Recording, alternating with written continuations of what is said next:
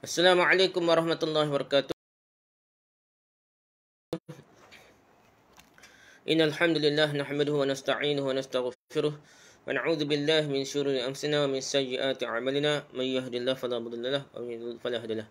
Asyhadu an la ilaha illallah wahdahu la syarika lahu wa asyhadu anna Muhammadan 'abduhu rasuluh. Ya ayyuhalladzina amanu taqullaha haqqa tuqatih wa la tamutunna illa wa antum muslimun. يا أيها الناس اتقوا ربكم الذي خلقكم من نفس واحدة وخلق منها زوجها وبث منهما رجالا كثيرا ونساء واتقوا الله الذي تساءلون به والأرحام إن الله كان عليكم رقيبا يا أيها الذين آمنوا اتقوا الله وقولوا قولا سديدا يصلح لكم أعمالكم ويغفر لكم ذنوبكم ومن يطع الله ورسوله فقد فاز فوزا عظيما أما بعد فإن أصدق الحديث كتاب الله وأحسن الهدي هدي محمد صلى الله عليه وسلم وشر الأمور محدثاتها وكل محدثة بدعة وكل بدعة ضلالة وكل ضلالة في النار. Kita sambung kitab kita lagi. Tanya jawab lengkap tentang agama dan kehidupan. Yas'alunaka oleh Syekh Dr. Ahmad Asyarbasi. Hal-hal yang boleh bagi lelaki dan wanita pinangannya dah.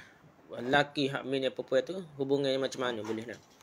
Ada seorang tanya kepada Syekh ni, seorang pemuda secara diam-diam bersepakat dengan seorang gadis bahawa mereka akan menikah setelah 4 tahun tanpa disertai syarat apapun. 4 tahun lepas ni baru nikah dah. Oh lama gaya dah. Apakah dengan begitu agama membolehkan mereka bergaul sebagaimana suami isteri kerana mengetahui bahawa mereka telah bertekad akan melangsungkan perkahwinan 4 tahun akan datang. Syekh ni jawab nak. Kesepakatan di atas nampaknya dapat disebut sebagai sebuah pinangan. Kalau sepakat malik dipanggil minai lah. Biasanya kena ada wali biasanya, bukan pakat sekadar rutin saja dak. Pasal nikah ni bukan nikah sekadar lelaki perempuan, soal keluarga dak. Kena ada lah apa pengetahuan bapa dak. Jadi yang maksudkan dengan meminai ialah permintaan seorang lelaki dengan seorang wanita agar dia mahu menikah dengannya. Tapi kena faham pula pinai ni bukan maksud yang sophisticated atau kata terlalu payah nak. Maksudnya mudah ya, janji nak nikah. Panggil minai ni janji nak nikah. Pinai ni maksudnya janji nak nikah. Khitbah dah. Janji nak menikah tu panggil minai dah. Iaitu dengan cara mengajukan lamaran kepada wanita tersebut atau kepada keluarganya. Apa pun tak apa dah. Keluarga dia pun tak apa dah. Dengan maksud untuk mengetahui bagaimana pendapat si wanita dan juga sebagai pendahuluan bagi berlangsungnya akad nikah. Jadi janji, ikatan janji ni supaya orang tak letah. Jadi janji awal-awal tu panggil minai dah. Bukannya mesti wak setengah tu minai pun nikah dah. Majlis besar-besar ramai orang tahu royak dalam Facebook lah, dalam WhatsApp lah, dalam Telegram lah, dalam Instagram lah, IG lah, macam-macam. Itu bukan cara tunai tidak gagal mana. Sekadar ikat janji dah. Dengan demikian lamaran adalah salah satu pendahuluan dari pernikahan dan bukanlah termasuk bahagian dari pernikahan. Ia bukan sebahagian dari pernikahan. Ia bukan nikah ni dengan akadnya. Akad pernikahan tu. Hak lain tu dia panggil ikat janji je. Janji nak menikah. Cumanya buat persediaan tu biar ada masalah, gitulah maksudnya. Selama keadaannya demikian, maka dalam pandangan agama haram hukumnya bagi peminang untuk menyendiri dengan wanita pinangannya. Untuk gimari tak boleh. Berdua-dua tak boleh. Wanita tersebut masih haram baginya kerana belum terjadi akad nikah di antara mereka. Wanita tersebut tetap sebagai wanita ajnabi. Wanita asing lah. Nah, ajnabi ni bukan miliknya sampai dia telah berlangsung akad nikah. Ketika agama membolehkan lelaki untuk melihat wanita yang hendak dipinangnya, itu dimaksudkan agar dirinya mempunyai kecenderungan kepadanya. Atau supaya dia mengetahui wanita yang hendak dia nikahi. Dia kena ada tahu rupa paras lebih kurang. Baru rasa nak. Kenal tu biar ada kesekenal tu, biar tengoklah. Tu je, bukan kena duduk nak mengenali satu sama lain, duduk gawe mari-mari tu bukan cara dia dah. Pada setakat tu saja. Kalau tak gawe ni biasanya Lah. Bertahun-tahun pun dia tak kenal. Dia akan jadi apa kata? Banyak banyak penipuan berlaku dah. Banyak apa lakon dah. Hakikatnya apabila nikah tu baru tahu berlaku. Gawe 4 tahun. 10 tahun gawe 4 tahun gawe. Baru kenal tak lelaki begini. Bini yang gini lah. Dah gitulah. Namun itu bukan berarti bahawa di luar itu dia diperbolehkan bersama-sama dengan wanita tersebut. Rasulullah SAW telah bersabda mafhunya, barang siapa beriman kepada Allah dan hari kemudian, maka janganlah sekali-kali menyendiri dengan seorang perempuan yang tidak disertai oleh mahramnya. Dah. Pok dia ataupun habis besar lah, bukan kecil ni. Kerana nanti yang menjadi orang ketiganya adalah syaitan. Pada hadis lain, Rasulullah SAW bersabda mafhumnya, janganlah sekali-kali seorang lelaki menyendiri dengan perempuan yang tidak halal baginya, kerana nanti orang ketiganya adalah syaitan kecuali ada mahramnya. Salah satu bencana zaman moden yang kini sudah meluas adalah pergaulan antara lelaki dengan wanita pinangannya yang tidak disertai oleh mahramnya. Sehingga dengan bebas mereka menyendiri dan hal itu mendatangkan akibat-akibat yang tidak diinginkan. Yang disayangkan si gadislah yang harus menelan akibat pahit dari pergaulan tersebut. Tino je. Hak jadi engkau berapa beranak dah. Jatuh tak beranak dah. Kerana itu seorang gadis mestilah lebih banyak bersikap berhati-hati dibandingkan dengan seorang pemuda. Jangan ikut perasaan lah. Kena kawal dah. Pemuda di atas secara mutlak tidak boleh menjadikan kesepakatan rahsia tersebut sebagai alasan untuk boleh bergaul dengan gadis pinangannya. Yang minat. Dia terkira nak kotin atau tak. Tapi kepinangan hak moleknya. Biar tahu keluarga sekali pasal nikah ni nikah. Bukan nikah dengan bini tu saja. Soalnya kita ni ikat dengan keluarga sekali. Nikah keluarga sekali. Atau bergaul dengannya sebagaimana layaknya pergaulan antara suami isteri tak boleh lah. Ngarut tu dah. Sampai itu tidak ada alasan yang membenarkan bolehnya mengadakan kesepakatan rahsia seperti itu. Kerana salah satu ciri dari pernikahan yang wajar ialah melakukannya secara terang-terangan dan diumumkan. Jadi ia tak boleh rahsia gitu, kena wayak, kena bicara keluarga gapo dak. Rasulullah SAW bersabda mafhumnya, umumkanlah pernikahan itu dan tabuhlah rebana-rebana kalau nikah kena gegelah. Tu ni dak lagi, tu ni tu sekadar ikat janji dulu, nak get ready untuk bersiap sedia lah untuk pernikahan. Kemudian salah satu syarat dari akad nikah ialah berlakunya akad nikah. Dan tidak dikaitkan dengan syarat apa-apa pun yang akan terjadi di masa yang akan datang. Nikah-nikah ni tak boleh jenis ikat. Dengan syarat-syarat lain lah. Nikah-nikah lah tak ada. Mas kahwin tu bukan syarat. Maksudnya nikah ni selagi tak bayar mas kahwin seolah tak nikah, tidak. Nikah, ikat nikah. Mas kahwin tu wajib tapi bayar lepas tu lah. Terbayar awal pun tak apa dah. Tapi tidak ada kaitan betul-betul 100. Walaupun itu perjanjian yang wajib ditunaikan.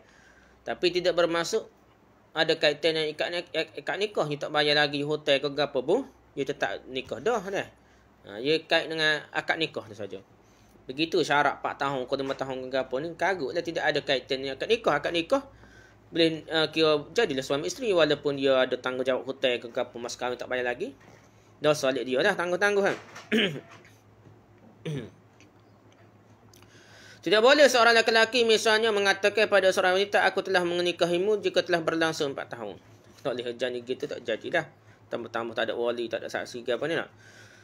Jika pemuda di atas telah memperlakukan gadis tersebut sebagaimana isterinya sebelum mereka melangsungkan akad nikah, maka dia telah terjerumus kepada perzinaan. Al-Quran Al-Karim dalam surah Al-Isra' menyebutkan maksudnya, dan janganlah kamu mendekati zina. Sungguhnya zina itu adalah perbuatan yang keji dan seburuk-buruk jalan. Wala taqrabu zina innaka nafahsyatan wa sa'a sabila. Janganlah kamu dekati zina, sungguhnya zina itu perbuatan yang keji, fahsyak, wa sa'a sabila, dan seburuk-buruk jalan. Surah Isra ayat 32 dah. Dalam surah Al-Furqan Allah SWT telah berfirman mengenai sifat-sifat hamba-Nya taat. Dan mereka tidak bunuh diri yang Allah haramkan kecuali dengan yang hak. Dan tidak juga mereka berzina. Surah Al-Furqan ayat 28. Dalam surah Al-Mumtahanah Allah SWT berfirman yang bermaksud, wahai Nabi, apabila datang kepada kamu perempuan-perempuan yang beriman untuk mengadakan janji setia, janji taat setia, bai'ah lah. Bai'ah ni janji taat setia. Bahawa mereka tidak akan mempersekutukan sesuatu apapun dengan Allah. Tidak boleh syirik dengan Allah, tidak musyirik. Tidak akan mencuri, tidak akan berzina, tidak akan membunuh anaknya, tidak akan berbuat dusta yang mereka ada-adakan antara tangan dan kaki mereka. Zina ni tak. Dan tidak akan mendurhakai dalam urusan yang baik. Maka terimalah janji setia mereka dan mohonkanlah ampunan kepada Allah untuk mereka. Sesungguhnya Allah Maha Pengampun lagi Maha Penyayang. Surah Al-Mumtahanah ayat 12. Tadi ni janji ta'asir bai'ah ni. Ni bai'ah ni apa, janji yang benda yang dia disyariatkan lah. Dan dia masuk Islam dan dia janji ta'asir nak buat gini-gini untuk teguh dalam jemaah Islam lah. Jemaah Islam ni cara dia. Jadi bai'ah ni boleh sebenarnya dalam jemaah Islam lah yang ada setengah kata bid'ah ke apa dah. Boleh tapi jangan melampau dah. Jangan melampau setengah tu janji bai'ah siapa cerabi ni talak 3 dah dah. Itu melampau lah, tak kira ada tok guru ustaz ke hak kata benar ke dah. Benda tu melampau dah. Benda tu tidak pernah dilakukan zaman Nabi, zaman sahabat ke apa. Jangan kita tak buat benda-benda begitu. Dia jadi benda syariat baru, jadi bid'ah. Lepas sini dia kata juga macam-macam tak mencuri tidak syirik dah. Ni pun kena ingat ada syirik dia. Baru jumpa ada orang tu yang nyakit pelik-pelik, dia pakai kayu kokar. Kita lihat tangkar dia syirik tak boleh dah.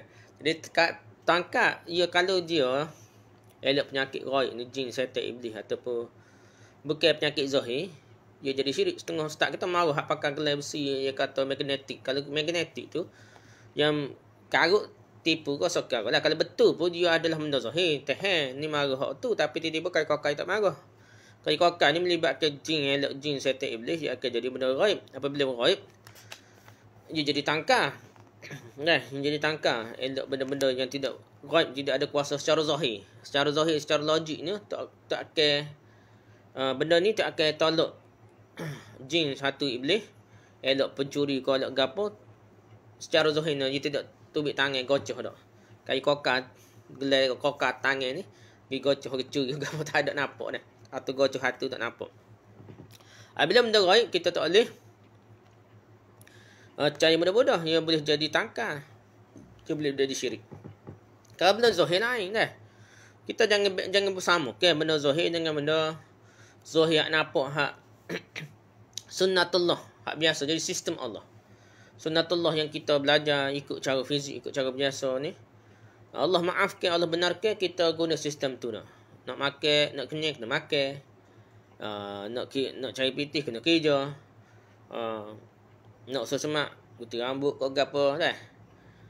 Jadi benda tu benda yang zahir, dan benda tu memang kita Allah buat sistem alam ni supaya kita ni usaha untuk guna sistem sunnatullah tu. Tapi kalau benda ghaib ni jangan, memang ia boleh jadi syirik. Dan kecuali ada hujah ni. Kita tak boleh kata mesti buat apa? Pakai tangkar tu di jin lagi. Ia boleh jadi setek iblis juga dah. Walaupun kita kata baca ayat ke benda tu dah. Kita tak boleh bergantung dengan benda. Benda tu tak boleh. Ikat tali ke apa pun tak boleh. Dah. Zaman Nabi dia stay ikat tali ni. Tangkar tu dah. Untuk elok penyakit demam lah. Penyakit zahir pun tak boleh dah. Kalau benda tu tak logik. Tapi kalau benda tu setengah tu kai kokai kata boleh hisap apa? Bisa ular dah. Dia gonyoh pergi tempat petik ular tengok hisap sungguh. Benda tu dia bukan jadi ghaib, dia zahir dah. Walaupun kita tak nampak tapi dia gonyoh-gonyoh nampak macam lepas tu macam seduk di solar. Sia tu dia kira zahir dah tu. Tak apa dah nah. Dia jadi zahir dah. Kai kokai pun benda lain. Minum tu jadi demam, sia demam ke sia apa penyakit lain. Dia jadi zahir dah. Tak apalah. Hak dalam masalah ni jadi benda ghaib ni. Benda ghaib ni jadi syirik dah dah. Tangkar. Tak apalah tu kes jumpa itu. Baru ada orang terpakai agak tu kita tengok. Tak boleh ni nak.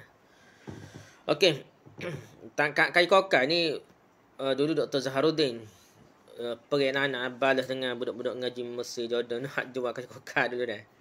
Tu berapa ngaji mana dah. Ngaji tak pandai-pandai duduk sibuk ke nego dah. Nego kai kokar. Begitu Dr. Harudin. Dr. Allah yarham Dr. Harudin dulu pun kritik dan tegur benda-benda ni budak-budak nak jual kai kokar. Ada je jumpa dengan budak, dia kata kerjaya dia nak jual kai kokar dah. Jumpa dengan Dr. Harudin tu, dia kata tak usah lah, benda tu dah. Benda terkarut ke apa. Begitulah benda yang kena faham lah. Okey, seterusnya. Hendaknya pemuda itu berhati-hati dengan murka Allah Azza wa Jalla. Janganlah dia melakukan perkara yang diharamkan oleh Islam dan dibenci agama. Jangan berdua-dua, jangan buat benda haram dah. Jangan benda ni tidak bahagia. Berasa nampak gembira, ikut hawa nafsu, akan jadi sengsara dalam jiwa dia dah. Benda-benda maksiat ni, ia tak akan bawa kebahagiaan kepada keluarga, pada wanita tersebut. Kalau nikah lepas ni pun, ia jadi kurang bahagia lah. Jadi kita nak bersumber berkat kehidupan kita, ikut-ikutlah syariat Allah SWT.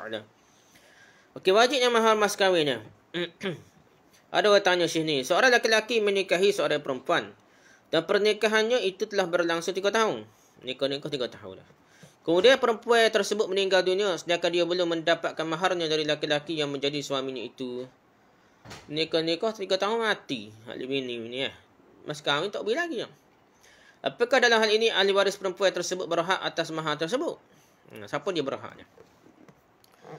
Okey, jadi jawab gini. Memberikan mahar kepada wanita itu wajib kerana Allah SWT telah berfirman dalam surah An-Nisa yang bermaksud, dan berikanlah mahar, yakni mas kahwin, kepada wanita yang kamu nikahi sebagai pemberian dengan penuh kerelaan. Surah An-Nisa yang 4. Jadi buat beri kau bini isteri ni adalah reda. Bukannya terpaksa, bukannya rasa tak puas hati dah. Telah diriwayatkan bahawa sebelumnya Ummu Habibah adalah isteri Ubaidillah bin Jahash. Jadi Ummu Habibah ni bini kepada Ubaidillah bin Jahash. Kemudian Ubaidillah bin Jahash telah meninggal dunia di Habasyah. Ubaidillah bin Jahash meninggal dunia di Habasyah. Lalu seorang Najasyi menikahkannya dengan Rasulullah SAW. Jadi Ummu Habibah ni lepas dia mati jadi janda, tak ada orang car ke dia, nak jadi pemerintah masa tu, Najash tu, raja di Ethiopia tu, di negara Afrika ni bawah ni nak seberang laut tu. Ia pun nikahkan dia tu dengan Nabi lah. Dan memberikan mahar kepadanya sebanyak 4,000 dirham atas nama Rasulullah SAW. Jadi Najash ni kaya, dia raja, dia tolong beri dah. Okey, jadi wakil Nabi ni beri 4,000 kepada Habibah. Dan kemudian mengirimkannya kepada Rasulullah SAW melalui Syarhabil bin Hasanah. Lepas tu kirim supaya siapa ke Nabi dia. Siapa dia? Habibah tu lah dah. Sementara Rasulullah SAW telah meminta hal itu kepada orang Najash tersebut. Gapo ni? Telah meminta. Memang telah meminta. Tak tahulah minta gapo ni. Kau minta duit. Tak tahulah. Yang pentingnya mas kahwin kata. Cerita ni bab mas kahwin. Jadi beri mas kahwin tu nak beri kepada Habibah. Jadi Nabi kali gini Najash tu beri mas kahwin 4,000 dirham tu beri ke Nabi lah kira dah. Lepas Nabi beri ke Habibah. Lebih kurang gitu dah. Abdullah bin Abbas radhiyallahu anhu berkata, tak kala Ali menikahi Fatimah radhiyallahu anha, Rasulullah SAW berkata kepada Sayyidina Ali radhiyallahu anhu, berilah Fatimah sesuatu. Ali radhiyallahu anhu mengatakan, saya tidak mempunyai apa-apa. Rasulullah SAW berkata, di mana baju besi Hutamiyahmu itu? Maksudnya baju besi yang mematahkan pedang dan disebahkan kepada Hutam bin Maharib, yakni pembuatnya. Jadi Hutamiyah tu maksudnya tukar buat baju besi tu dah, Hutamiyah dah. Jadi baju besi dah pembuatnya Hutamiyah ni dah. Hutam bin Maharib. Ali radhiyallahu anhu berkata, baju besi itu ada padaku. Rasulullah SAW berkata, berikanlah itu kepada Fatimah. Jadi baju besi dia tu buat mahar mas kahwin, beri ke Fatimah, ikut dia lah yang nak jual, aku nak gapo kau beri kotin dia lah. Jadi mas kahwin ikut dia jumpa lah. Jadi mas kahwin ni ada riwayat kata baca Quran gapo, kita kena ingat tu terpaksa menang dah. Ya ada ulama-ulama detail kata lah mana pun ada bagian cicing besi ko, sesuatu yang ada bagian yang jelas. Duit kau gapo kena jelas. Tapi jangan beri benda khidmat ni, baca Quran kau apa Quran banyak mana tu dia tidak jelas lagi. Boleh tu boleh, tapi seorang yang betul-betul miskin terpaksa, tak ada benda lain dah. Tak ada benda lain sungguh tu, miskin doa lalu dibenarkan dalam keadaan terpaksa benar. Asal dia kena beri juga sesuatu dah. Tak boleh ganti benda lain. Setengah mazhab Hanafi kau betul benar benda ni tak boleh dah. Jadi kita ni walaupun dengar cerita pasal mas kahwin yang hak boleh dengan baca Al-Quran yang diajarkannya tu, benda tu keadaan terpaksa dah. Uqbah bin Amir berkata bahawa Rasulullah SAW berkata kepada seorang lelaki, apakah engkau mahu aku nikahkan dengan fulanah? Lelaki itu menjawab, mahu. kemudian Rasulullah SAW berkata kepada seorang wanita, apakah engkau mahu aku nikahkan dengan fulan?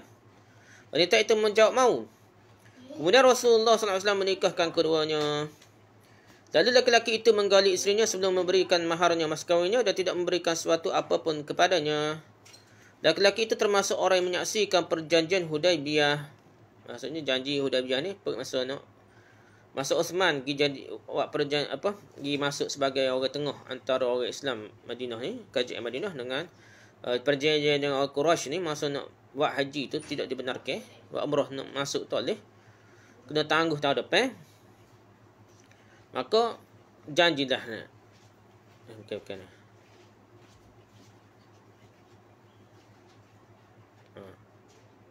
Oh tu kan, tak ingat dah. Lepas tu ada perjanjian dah. Tak apalah dah. Tu apa ingat. Okey, terusnya. Tapi laki-laki ni memang terlibat ada perjanjian Hudaibiyah, orang yang hebat lah. Orang yang dikira orang yang telah diiktiraf masuk syurga lebih kurang dah. Dan orang yang menyaksikan perjanjian Hudaibiyah mempunyai bahagian di Khaybar. Ya, ada bahagian di Khaybar lah. Maksudnya di Khaybar tu dirampas daripada orang Yahudi dah. Dia boleh ada gear. Ketika mahu menjemputnya, laki-laki itu berkata, sungguhnya Rasulullah SAW telah menikahkan aku dengan fulanah, sementara aku belum memberikan mahar atau mas kahwin sesuatu kepadanya. Nabi pakai nikah dan tak sebut mas kahwin dah. Jadi tak wali. Nabi ni macam wali je, pemerintah ya. Macam tak ada Najashi lah. Najash tu pemerintah. Dia jadi macam orang besar, orang yang bertanggungjawab jaga rakyatnya. Macam bapak lah wali. Dia jaga anak tin dia dah. Begitu kat pemerintah ni lebih besar lagi lah kalau kira dah. Pemerintah ni. Lepas tu, aku bersaksi kepadamu bahawa aku memberikan bahagianku di Khaybar kepadanya. Kemudian wanita itu mengambil bahagian tersebut dan menjualnya seharga 100,000 dirham. Lepas tu, dia mati ke apa tu. Ambil bahagian tu sebelumnya mati lagi lah. Sebelum laki tu mati, wanita pun ambil. Lepas tu, dia tak secara tanah jual pula dah. Tanah tu ambil 100,000 dirham dah. Ambil pitih dah. Tak ada cara ya. Jadi cerita gitulah. Maksudnya mas kahwin ni walaupun tak tentu pun wajib dibayar dah. Tak ditentukan secara jelas pun wajib dibayar. Ada kata mahar misil ni. Mahar misil ni berdasarkan uruf kuasa itulah. Anak beranak dia berapa ribu nak bayar mas kahwin dah. Jadi orang ni dia bukan kira mahar misil dah. Kira pakai bui tanah di Khaybar tu. Kira sebagai mas kahwin lah. Dari hadis di atas kita dapat faham bahawa mahar adalah wajib dalam pernikahan, bukan senak-senak. Walaupun tak sebut pun wajib dah. Bukan tak sah nikah dah. Setengah orang takut tak sebut mas kahwin berapa ribu dah. Tempat kita ni berat benar tak. Tok Iman ni action lebih dah. Dia benar ni akad nikah ni nak suruh faham je. Bahasa Kelantan, bahasa gapo ataupun tersekat sementara ataupun tak senapah pun tidak ada kaitan. Yang pentingnya faham. Dia kecek tu tak email bukan tak email dak wali. Sepatutnya pok dah. Jadi sepatutnya bapak bagi perempuan lah. Tempat kita pun moga tahulah tak email ni action lebih tak sibuk ke mak pok dah. dia berlakon nak akad nikah dah. Dan dia anggap payah nak senapah ke apa tu karut tak ada nama mazhab kita pun senapah dah. Dia mudahnya dalam kitab apa? Fiqh Mahaji mudah benar dah. Qabil tu je saya terima tu pakai terima dah. Okey, saya terima akan nikahnya nama sekian dengan mas kahwin sekian. Tak ada sebut pun dah. Jadi situnya mas kahwin tak sebut pun wajib lah. Dah. Jadi tak wajib sebut dalam pernikahan. Kalau sebut tu untuk jelas supaya janji ni tak, supaya tidak nyanya kepada perempuan. Hak dia ni. Kalau tidak gak main jatuh main pula dah. Kita suruh jelas dia nak beri berapa ke perempuan ni mas kahwin. Sebut dalam pernikahan. Mas kahwin tu biar logik lah. Setengah tu hantaran mahal. Mas kahwin sikit. 80 riyal mas kahwin tak. Untuk perempuan. Sabuh tak. Lepas tu hantaran ni beribu-ribu tak. Boleh kepada bapak, mokpok. Perempuan tak. Perempuan tu tak boleh. Tu juga satu penghinaan pada perempuan lah. Jadi orang feminisme ni. Orang yang bela wanita sepatutnya kena cara benda gini ni. Benda gini tak cara benda lain dah. Kita faham dah. Mahar wajib diberikan oleh suami kepada isterinya walaupun terlambat. Dalam keadaan terlambat, maka setidak-tidaknya mahar tersebut wajib diberikan ketika keduanya akan berpisah. Nak cerai lolo, nak berpisah atau mati pun kena beri cepat-cepat dah. Pasal wajib dah. Baik kerana talak maupun kerana meninggal salah seorang di antara mereka berdua. Jadi dia kena beri sebelum cerai, sebelum berpisah atau sebelum mati. Abdullah bin Mas'ud radhiyallahu pernah ditanya tentang laki-laki yang menikahi seorang perempuan di mana laki-laki itu belum memberikan mahar mas kahwin kepadanya dan belum menggaulinya hingga wafatnya. Tiba-tiba dia nikah, mas kahwin tak ada beri, tak ada setubuh lagi, menggaulinya dak lagi, wafat pula, mati dah. Abdullah bin Mas'ud ni, Ibn Mas'ud ni sahabat Nabi yang lama lah. Dia duduk di Mekah lagi mengaji Nabi. Lepas tu Madinah sama pula. Jadi dia sahabat tua lah kata tak. Dan dia banyak nak ilmu dia. Abdullah bin Mas'ud menjawab, wanita itu berhak atas mahar sebagaimana isteri-isteri yang lainnya, tidak lebih dan tidak kurang. Dia juga mendapat warisan dan mempunyai iddah. Boleh berlaku dah. Jadi iddah boleh berlaku. Kemudian Ma'qal bin Sinan al-Ashja'i berdiri dan berkata kepada Ibn Mas'ud, sungguhnya Rasulullah SAW telah menunaikan sebagaimana telah engkau tunaikan. Ada penyokong pula dah. Iaitu nama dia Ma'qal bin Sinan al-Ashja'i. Dia sokong Ibn Mas'ud, betul dah ni. Serupa hak Nabi buat dah. Di sini kita dapatlah mengambil kesimpulan bahawa lelaki yang disebutkan dalam pertanyaan wajib membayarkan mahar isterinya, mas kahwin isterinya yang telah meninggal kepada ahli warisnya. Jadi dia kena beri ke perempuan ni. Perempuan ni bagi ikut saka lah, tak ikut faraid, ikut dia lah. Tapi jadi harta hak perempuan ni lah. Dia tak boleh pakai sipet dia dah. Kemudian mahar yang menjadi warisan itu dibahagi-bahagikan di antara para ahli waris dengan ketentuan yang telah ditetapkan oleh syariat. Itu hukum faraid lah. Hukum faraid ni. Jadi dia bagi-bagi tu. Tak apalah, lepas tu kita beri dulu lepas tu. Bagi lepas tu dah. Juga perlu kami ingatkan bahawa lelaki itu juga mempunyai bahagian dari warisan isterinya itu yang dapat diambilnya. Dia bagi diberi dulu lepas tu. 4,000 lepas tu bagi-bagi. Dia pun ada gia juga. Hukum faraid ni panjang lah. Mengaji semula lah. Wallahu'alam. Bilakah mas kahwin dibayar? Ada orang tanya Syekh ni, dalam pernikahan wajib ada mahar. Apakah mahar ini dibayar segera setelah akad nikah diucapkan? Atau apakah tidak dibayar hingga waktu yang tidak ditentukan dan menjadi suatu kewajipan yang ada di pundak suami terhadap suaminya, terhadap isterinya? Dikewajipan suami ini tak lepas. Sampai bila lah. Okey. Ya, Syekh ni jawablah. Mahar ni atau mas kahwin adalah hak yang wajib untuk isteri. Jadi orang ni berhak terima mas kahwin yang diwajibkan ke atas lelaki-lelaki lah suaminya. Mahar atau mas kahwin adalah hak murni seorang isteri di mana dia boleh ambilnya dan membelanjakannya ke mana saja yang dia suka. Ikut dia lah. Dia kita beri mas kahwin. Dia nak buat gapo-gapo, nak beli rata, kau nak tolong mak pak dia, ikut dia nak. Gana pitih dia dah, bukan pitih untuk lelaki dia lah. Tak usah nak kontrol lah. Dalilnya ada firman Allah SWT dalam surah An-Nisa yang bermaksud berikanlah mahar mas kahwin kepada wanita yang kamu nikahi sebagai pemberian dengan penuh kerelaan. Kita beri tu rela. Kemudian jika mereka menyerahkan sebahagian dari mahar itu kepadamu dengan senang hati, makalah ambillah pemberian itu sebagai makanan yang sedap, lagi baik akibatnya. Surah An-Nisa yang 4. Beri pitih 10,000 kau bini tak? Bini ni dia siap ke tak lelaki, beri balik lah. Jadi boleh makan, tak ada masalah. Pasal hak dia, ikut dia nak sedekah mana pun. Tak usah wajib. Tak usah nak pertikkan lah. Tambah-tambah beli balik ke tok lelaki dia atau beli makan ke apa. Tak ada masalah sikit abuk dah. Tu hak dia lah. Agama tidak membolehkan seorang lelaki meminta kembali mahar atau mas kahwin yang telah diberikan kepada isterinya. Kerana Allah SWT telah berfirman dalam surah An-Nisa yang bermaksud, dan jika kamu ingin mengganti isterimu dengan isteri yang lain, sedangkan kamu telah memberikan kepada seorang di antara mereka harta yang banyak, maka janganlah kamu mengambil kembali barang sedikit pun darinya. Apakah kamu akan mengambilnya kembali dengan jalan tuduhan yang dusta dan dengan menanggung dusta yang nyata? Bagaimana kamu akan mengambil kembali padahal sebahagian kamu telah bercampur dengan yang lainnya sebagai suami isteri? Dan isteri-isteri kamu telah mengambil perjanjian kuat dari kamu. Surah An-Nisa ayat 20-21.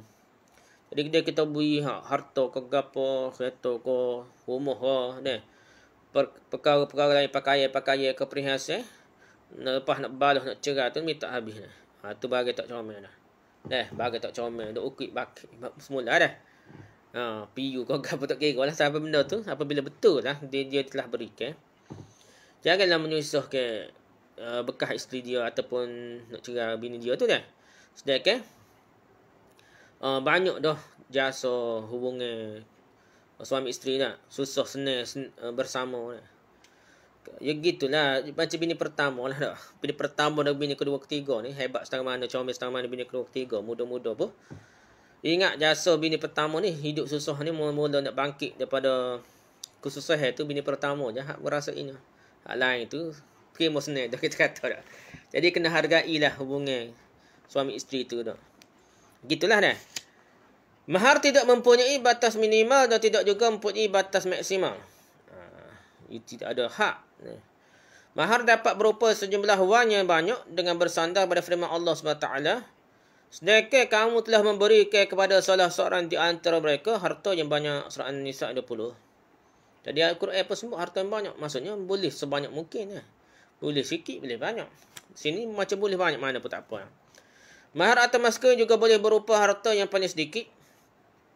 Ketika kedua belah pihak sama-sama rela dengan jumlah mahar, reda meredai, baik mahar itu sedikit maupun banyak, suami wajib membayar mahar kepada isterinya. Bayar mas kahwin kena beri, wajib. Dah sepakati berapa-berapa. Tambah-tambah tempat kita ni memang pakat sebut mas kahwin ni, mahar ni dalam akad nikah lagi jelas lah. Dan benda tu dia sebut secara jelas secara tu kena tunai lah. Walaupun demikian makruh hukumnya berlebih-lebihan dalam masalah mahar mas kahwin ni. Kalau mahar doa pun dia jadi makruh. Nak kata haram tak boleh kata haram dah. Tapi benda ni akan jadi satu budaya trend masyarakat yang merosakkan masyarakat. Merosakkan wanita tu sendiri. Siapa ketua kediri dah. Nak nikah. Hak tina tu. Nak nikah ni jatuh. Sebab masyarakat mesti mas kahwin mahar. Baru dia jika menghargai tina dia.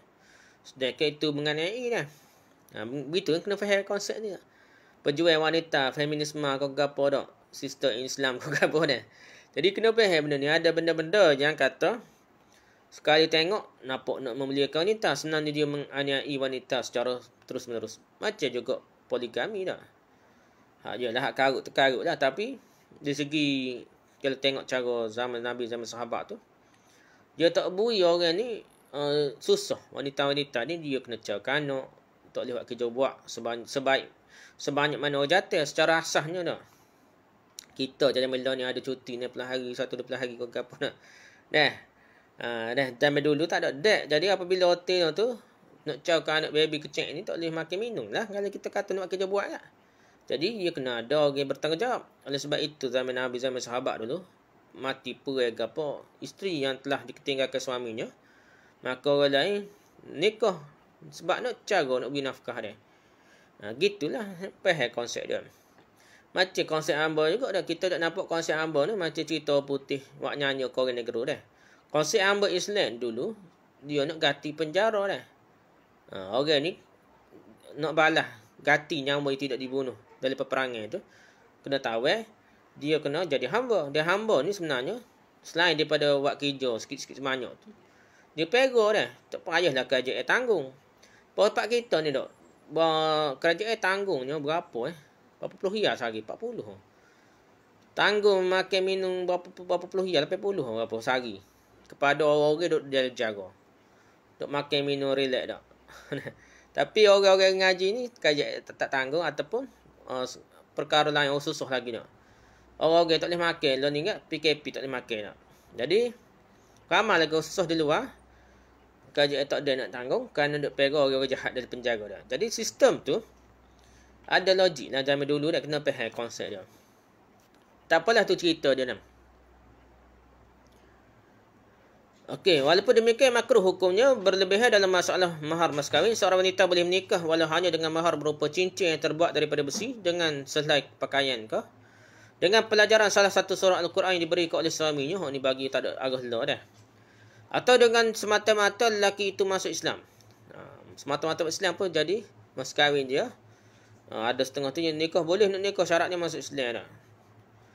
Dia kata gitulah. Jadi benda ni terpaksa tak ada lalu lah. Tapi orang jantan ni kalau dia kata ada pitih ke apa kena bunyi lah. Sesuatu dah. Sekiranya dia bukan seorang Muslim dengan benar-benar yakin sebelumnya bahawa dia akan masuk Islam ni. Jadi dia suruh mu nak nikah aku syarat dia mas kahwin dia masuk Islam dah. Sama-sama nak dah. Tak apa kalau kira asalnya boleh dah, tapi kaedah dia kena hargai lah wanita tu biar lebih lah, lebih sikit dah. Mahar atau mas kahwin boleh diberikan di muka. Maka ni segera lah. Boleh diberikan kemudian Yang boleh juga setengahnya diberikan segera. Dan setengahnya lagi kemudian. Boleh beri awal pun boleh tak? Sebelum nikah, sebelum akad nikah, boleh dah. Janji 10,000, beri 5,000 sebelum akad nikah, 5,000 selepas akad nikah. Tak ada masalah. Semua itu tergantung kesepakatan di antara kedua-dua belah pihak. Nah, seorang lelaki boleh mencampuri isterinya walaupun belum memberikan maharnya sedikit pun. Mahar mas kahwin sedikit pun, untuk beri sikit abu lagi. Boleh mencampuri isterinya. Jika isterinya rela dah. Namun yang terbaik ialah seorang suami tidak mencampuri isterinya sehinggalah dia telah membayar mahar mas kahwin seluruhnya atau setidaknya setengah dari mahar mas kahwin. Jadi, sebelum dia capur tu sepatutnya kena beri lah sikit. Soalnya kurang separuh dia kata tak. Moleknya beri habis licin lah. Barulah kata bertanggungjawab. Barulah kata bertanggungjawab lah. Tidak kan jenis tak cakna baik. Orang kata berapa nipu lah. Bagi tak comel dah. Jika dalam kesepakatan disebutkan bahawa suami akan memberikan mahar mas kahwin dengan segera, maka dia tidak boleh mencampuri isterinya kecuali apabila dia telah memberikan maharnya. Kalau dia sebut dalam jelas dalam akad nikah tu, nak beri segera. Ataupun janji molek dah. Isteri dapat menolak untuk bercampur dengan suaminya jika suaminya tidak memberikan mahar ataupun mas kahwin sebagaimana yang disyaratkan olehnya. Janji dah molek kata nak beri dulu pitih berapa-berapa 10,000 kau mas kahwin, tiba-tiba hutang. So, hutang lawak dah nak. Jadi, kalau isteri kata betul lelaki dia nak campur, dia kata dia tosir juga nak. Sebab tak beri lagi mas kahwin, dia berhak. Tak salah. Walaupun asalnya watina menolak ajakan suami tu haram, dosa besar. Tapi bab ni tak jadi dosa besar. Pasal salahnya oleh tok lelaki orang jatuh dah. Jika kedua mempelai tidak melakukan tawar-menawar menentukan mengenai jumlah mahar atau mas kahwin ketika akad, maka wanita itu wajib menerima mahar yang sesuai dengan mahar para wanita yang serupa dengannya atau dengan mahar yang sesuai bagi para wanita dari kalangan kerabatnya, iaitu sama dari segi jumlah menteri, sopan santun dan status sosial menurut pandangan umum uruf. Ikut uruf dah. Tapi jangan setengah tu kerana dia pinit doktor kau kaya kau mahal sikit tak. Boleh tu boleh. Tapi kita takut jadi trend masyarakat nak nyuruh pula mahal mas kahwin. Sedangkan ia bukan keberkatan nak nyuruh pula dah. Biarlah sederhana dah. Biar sederhana. Sebahagian imam telah mengatakan, maksudnya telah sepakat kalangan ulama yang kami ketahui bahawa seorang wanita boleh menolak bercampur dengan suaminya sehinggalah suaminya memberikan mahar kepadanya. Jadi sebagai imam kata, tak kira lah janji ke apa pun.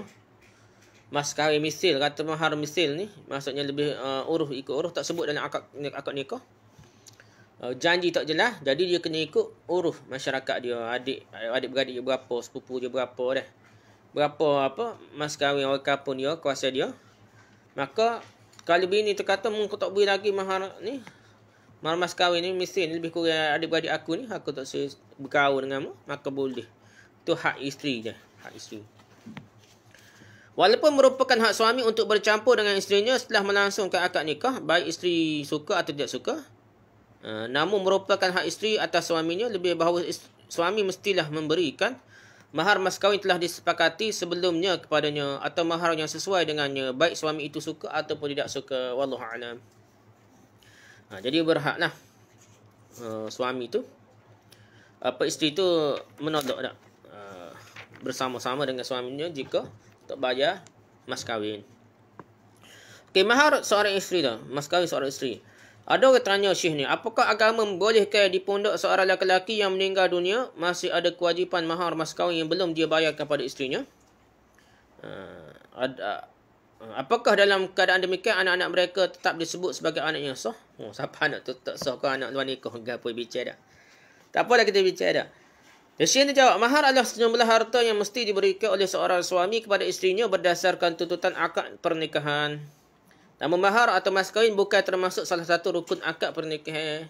Walaupun wajib, ia tidak masuk rukun. Kita ni bab rukun dengan wajib ni. Dalam bab haji je, mazhab kita Syafi'i ni bicara sekalanya nak. Bab nikah ni ada juga sikit, tapi tak perasan mana dah. Sebenarnya rukunnya berbeza, wajib berbeza dah. Dalam mazhab lain, duduk tahiyat awal, baca tahiyat awal tu wajib, bukan rukun. Dia kena ganti sujud sahwi sebabnya bukan sunat amat, sebab rukun. Dan mazhab lain, hak tak kata sunat, tak sunat baca kunut subuh, ataupun kata sunat baca kunut subuh pun mereka masih lagi tidak mengatakan tinggal kunut subuh kena sujud sawi. Masa kita je kena sujud sawi dia. Tak apalah nak ayat-nya kaedah dia dah. Kaedah dia wajib ni lain, rukun ni lain dia. Sininya rukun akad nikah ni tidak termasuk mahar mas kahwin. Dia wali, saksi dah. Lepas tu ijab qabul, hak tu je lah. Laki perempuan kena ada lah. Nikah orang tak ada, tak boleh kena ada dah. Dan juga bukan salah satu syarat pernikahan, melainkan sebagai salah satu akibat dari terjadinya akad pernikahan. Nah, jadi dan nikah wajib gitu. Lagi tak nikah tak wajib mas kahwin. Nah. Majoriti fuqaha sepakat bahawa jika seorang lelaki menikahi seorang wanita dan dia belum menyebutkan jumlah mahar mas kahwin yang akan diberikan kepada wanita tersebut, maka pernikahan mereka itu sah juga. Dan lelaki itu mesti memberikan mahar yang sesuai, mas kahwin yang sesuai dengan keadaan isterinya. Jadi dimaksudkan dengan mahar yang sesuai adalah mahar atau mas kahwin yang sama nilainya dengan mahar para wanita dari keluarga ayahnya. Kena ikut bukan keluarga alik mak deh, keluarga alik ayah deh. Yang sebanding dengannya. Jadi alik mak lah, mak dara alik ayah deh, ataupun sepupu alik ayah deh. Kira gitulah. Seperti saudara perempuan kandungnya deh. Ataupun adik-beradik dia lah. Adik-beradik puan dia dah. Dia ni puan, adik-beradik puan dia lain, kakak dia berapa orang berbakar sebelum ni, berapa sebelum ni. Saudara perempuan bapaknya, maksudnya mak dara dia lah. Mak dara dia berapa orang nikah dengan mak dara dia, orang bayar berapa. Atau anak perempuan pamannya dari pihak bapa, yang ni sepupu perempuan dari segi dari alik pok. Alik apa? Alik pok dara dia dah. Sepupu alik ayah dia, ayah dia lah. Maka tu dikira mahamisi lah. Kita boleh buat contoh ni. Lepas tu atau anak perempuan saudara laki-lakinya. Ni adik berat, bukan anak dara dia pun. Anak dara dia pun boleh buat contoh, buat misal buat contoh dalam nilaian mas kahwin yang tidak disebut dalam akad nikah lah. Jika dari kalangan pihak keluarga bapaknya dan tidak terdapat seorang wanita pun yang sebanding dengannya. Kalangan pihak keluarga bapaknya, keluarga pok dia, tak ada wanita, maksudnya pok dara dia pun tak ada dah. Ataupun ada pok dara tak nikah lagi, tak ada contoh lah dah. Maka dia boleh mengambil sejumlah mahar yang sama dengan mahar para wanita dari lingkungan keluarga yang sederajat dengan keluarga bapaknya. Tengoklah jauh sikit pun tengok lebih kurang dah. Dalil bahawa pernikahan itu sah tanpa menyebutkan jumlah mahar atau mas kahwin ialah seorang pernah bertanya kepada Abdullah bin Mas'ud tentang seorang wanita yang tinggalkan mati oleh suaminya sementara suaminya belum menentukan sama sekali jumlah mahar yang akan diberikan kepada isterinya.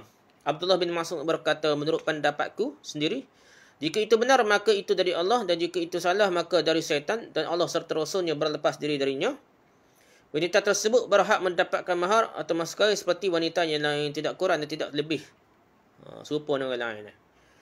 Kemudian dua orang lelaki berdiri dan berkata, aku bersaksi bahawa Rasulullah SAW telah memberikan jawapan kepada seorang wanita yang bernama Radak bin Washid, sebagaimana jawapan yang engkau berikan. Jadi ada penyokong dia. Ada sokongan daripada sahabat lain yang kata dia pun dengar. Tadi ada sebut nama dia dah, sahabat tu dah. Orang tak sebut nama dia. Dan hadis sebelum ni tak sebut nama Mu'tina, orang ni sebut nama dia.